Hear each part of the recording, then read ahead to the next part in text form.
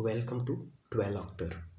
आज का टॉपिक जो हमारा है इनफर्टिलिटी है, जो बोर्ड के लिए भी बहुत इंपॉर्टेंट टॉपिक है। कभी कभी डिफिनीशन पूछ देता है और कभी कभी रीजन पूछ देता है in the case of male और sometime in the case of female. तो इम्पोर्टेंट टॉपिक है, इसको हम डिटेल में पढ़ते हैं। चलिए शुरू करते हैं। देखिए, पहले टर्म समझ लेते हैं इनफर्टिलिटी होती क्या है। तो इसका जो डिफिनीशन है वो हम पहले पढ़ते हैं।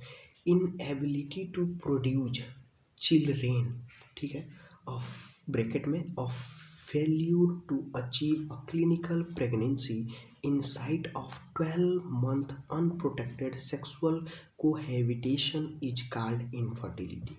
यानी कि लगातार 12 मंथ यानी 1 साल तक अनप्रोटेक्टेड सेक्सुअल इंटरकोर्स करने के बावजूद भी यदि वो कपल इनफर्टाइल है, यानी किसी चिल्ड्रेन को नहीं प्रोड्यूस कर पा रहा है, कोई प्रेगनेंसी नहीं अचीव कर पा रहा है, उसको हम इनफर्टिलिटी कहेंगे।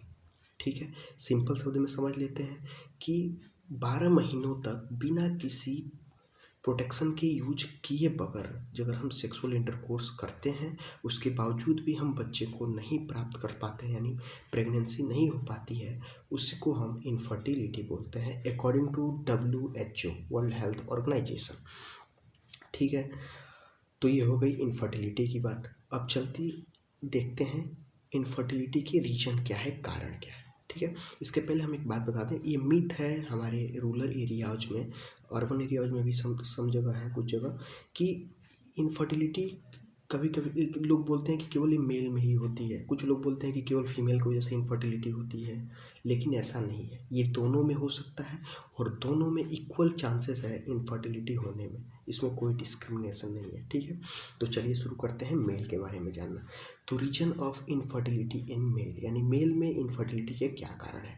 ठीक है, पहले में देखते हैं डिसऑर्डर ऑफ स्पर्मेटोजेनेसिस, यानी स्पर्मेटोजेनेसिस में स्पर्म के फॉर्मेशन में कुछ डिसऑर्डर हो जाना, या और डिसऑर्डर ऑफ स्पर्म मोटिलिटी, यानी स्पर्म के मोटिलिटी में कुछ डिसऑर्डर हो जाना, यानी स्पर्म मूवेबल ना हो, मूव ना कर सके, बढ़िया से मोटाइल ना हो, या स्पर्म काउंट बिलो 20 मिलियन पर ml, यानी कि प्रति ml 20 मिलियन से कम स्पर्म होना, स्पर्म काउंट 20 मिलियन प्रति ml में कम होना, उसको भी हम इनफर्टिलिटी का कारण मानते हैं।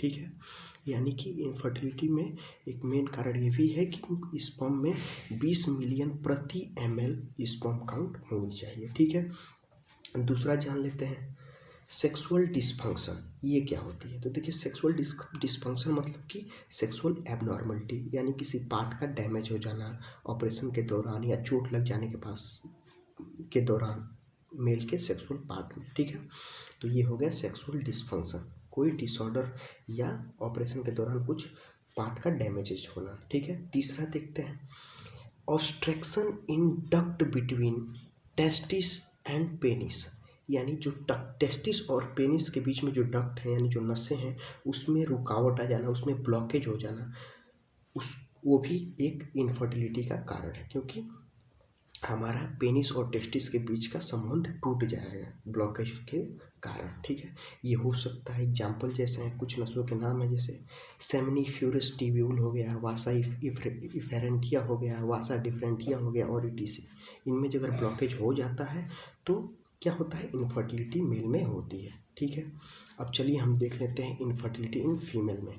ठीक है, फीमेल में क्या कारण है इनफर्टिलिटी के। ठीक है, चलिए reason of infertility in female.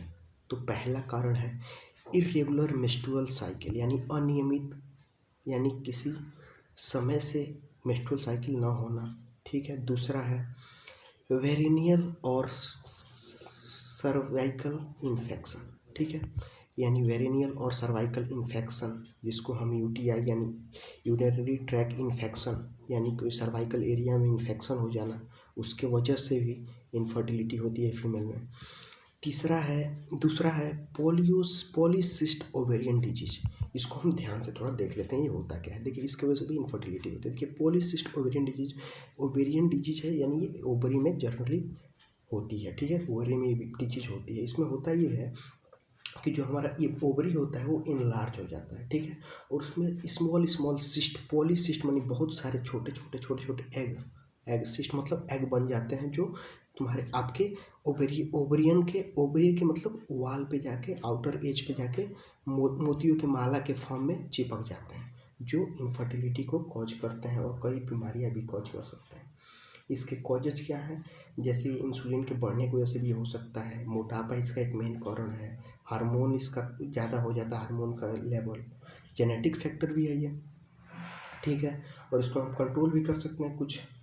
वैसे तो आप जाके मेडिकल में इसका डॉक्टर से दिखाइए, लेकिन कुछ इसके हम रेगुलर यूजेज हैं जिसकी वजह से हम इसको ठीक कर सकते हैं, जैसे कि डाइट में कंट्रोल करना, वेट लॉस करना, एक्सरसाइज नियमित डेली एक्सरसाइज करना, इस टाइप के कुछ हम रीजन हैं जिसकी वजह से ये ठीक हो सकती है। कोई ये गंभीर प्रॉब्लम नहीं है, क्योंकि ये प्रति 10 इंडियन फीमेल में एक फीमेल को ये डिजीज होता है, ठीक है।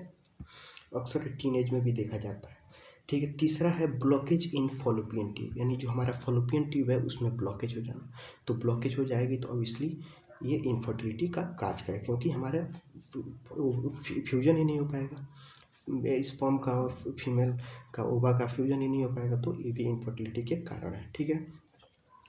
तो एक बात और हम देख लेते हैं, इनफर्टिलिटी हो जाने के बावजूद भी हमारे पास काफ़ी टेक्नोलॉजी है जिसको हम आर्ट बोलते हैं, असिस्टेड रिप्रोडक्टिव टेक्नोलॉजी, जिसके तहत हम इनफर्टिलिटी को कंटिन्यू कर सकते हैं। वो किसी हम और वीडियो में देखेंगे जिसमें कई सारे हैं, जैसे जिफ्ट हो गया, फिर इनफर्टिलिटी इंसेमिनेशन हो गया, सेपरेट मदर हो गया, टेस्ट ट्यूब प्रोग्राम चलते हैं। तो इसके तहत हम फर्टिलिटी को अचीव कर सकते हैं, ठीक है। तो आज के वीडियो में बस इतना ही। उम्मीद है समझ में आई होगी। अगर समझ में आई होगी तो वीडियो को लाइक करिएगा, चैनल को सब्सक्राइब कर दीजिएगा। धन्यवाद।